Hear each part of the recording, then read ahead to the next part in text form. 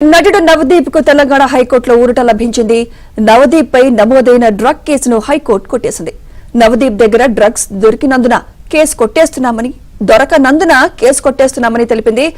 Good Malkapur లో నమోదైన కేసులో కేవలం ఎఫ్ఐఆర్ లో మాత్రమే నవదీప్ పేరు పెట్టారని హైకోర్టు పేర్కొంది.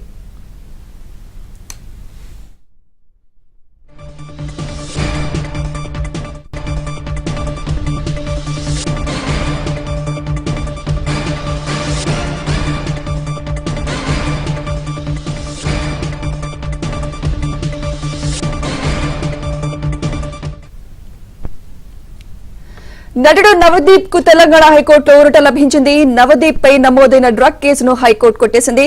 నవదీప్ దగ్గర డ్రగ్స్ దొరకనందున కేసు కొట్టేస్తున్నామని తెలిపింది. ఇదే అంశంపై మరింత సమాచారం మా క్రైమ్ కరెస్పాండెంట్ ప్రవీణ్ అందిస్తారు. ప్రవీణ్, నవదీప్ కు తెలంగాణ హైకోర్టులో ఊరట లభించిందని చెప్పాలి. ఎందుకంటే గతంలో గుడిమల్కాపూర్ పోలీస్ స్టేషన్ లో తన పైన నమోదైనటువంటి డ్రగ్స్ కేసు పైన అతను ఎఫ్ఐఆర్ క్వాష్ చేయాలంటూ కూడా తెలంగాణ హైకోర్టును ఆశ్రయించడంతో సుదీర్ఘంగా విచారణ చేసినటువంటి తెలంగాణ హైకోర్టు నటుడు నవదీప్ పైన ఉన్నటువంటి ఎఫ్ఐఆర్ ను క్వాష్ చేసినటువంటి పరిస్థితి కూడా కనపడుతుంది. ఎందుకంటే ఇతని పైన గతంలో ఎక్సైజ్ పోలీసులు కూడా కేసు నమోదు చేశారు. దాని తర్వాత గుడిమల్కాపూర్ లో ఒక డ్రగ్స్ కేసులో పెడ్లర్ దొరికిన తర్వాత అతన్ని విచారించినటువంటి సమయంలో కన్జ్యూమర్ లిస్ట్ లో హీరో నవదీప్ ఉన్నాడు. అతను ఇచ్చినటువంటి సమాచారం, అతను చెప్పినటువంటి స్టేట్మెంట్ ఆధారంగానే నవదీప్ ను కూడా ఆ కేసులో నిందితుడిగా చేరుస్తూ కూడా పోలీసులు నిర్ణయం తీసుకున్నారు. ప్రస్తుతం ఎఫ్ఐఆర్ ను క్వాష్ చేయాలంటూ తెలంగాణ హైకోర్టులో వాదనలు వినిపించారు.